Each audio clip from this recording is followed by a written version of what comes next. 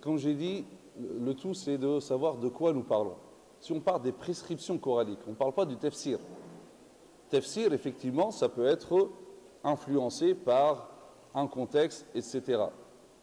Mais non, là, on parle des prescriptions coraniques. Est-ce que nous disons que les prescriptions coraniques sont atemporelles ou temporelles?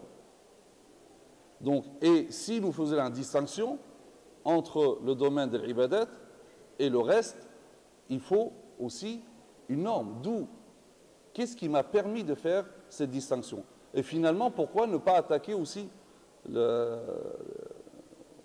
cultuel? Donc, dans les exégèses, bien sûr, il y a beaucoup de choses à revoir. Finalement, pas tant que ça, dans les fondements. Mais il y a certaines choses, bien sûr, lorsque le texte, il n'est pas catégorique. Il y a l'ahkam qat'iyya, l'ahkam dhanniyya. Donc, lorsque la prescription est conjecturale, donc, il y a certaines interprétations qui ont été réfutées non seulement de nos jours, mais même avant, mais parce que ce n'est pas sur la base du contexte que je réfute. Sinon, ça c'est aléatoire. À chaque fois que le contexte va changer, je vais réfuter. Non, il y a des outils dans le tafsir, il y a les outils de usul al-fiqh, et donc il suffit de revenir à cela et voir est-ce que ça correspond vraiment.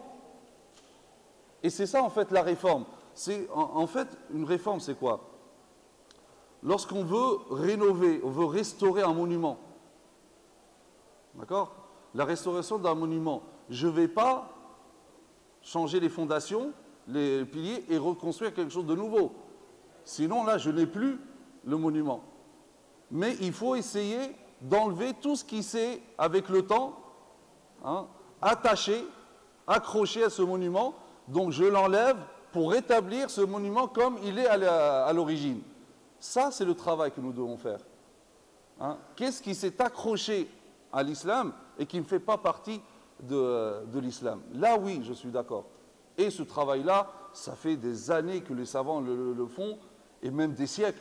Et ça continue. Ça ne s'arrête pas. Le tout, c'est de savoir ce qui est immuable. On se met d'accord sur l'immuable, parce qu'on ne peut pas parler de l'immuable, de ce qui est muable et changeant que dans le cadre de l'immuable. Il faut fixer d'abord qu'est-ce qui est immuable pour savoir où sont les limites. Et le problème, il est là. Donc, il faut fixer ce qui est immuable dans tous les domaines et voir après donc, ce qui est sujet au changement à travers le...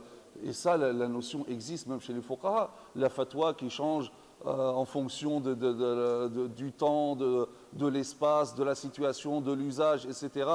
Donc, ces outils-là existent déjà. Mais surtout, il ne faut pas que le changement soit poussé par le contexte. Parce qu'il y a ça, donc il faut que je m'adapte au contexte, donc je vais forcer ça là. Parce qu'il ne faut pas oublier que le Coran apporte un modèle.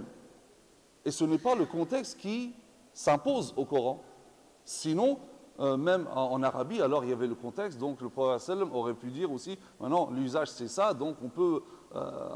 non, ça ne veut pas dire, bien sûr que, attention, que je n'ai pas mal compris, que les musulmans, ils veulent imposer un contexte coranique, ou le contexte ici en France, je n'ai pas du tout dit ça, mais ce n'est pas, le Coran, il n'est pas, comme certains disent, non maintenant, donc l'islam est dépassé par l'actualité, donc il faut le changer là. C'est peut-être qu'il faut peut-être islamiser le contexte. Je ne dis pas islamiser la France, attention, on ne va pas dire un combat d'islamisation, etc. Là, je parle d'un autre contexte, wallahu a'lam.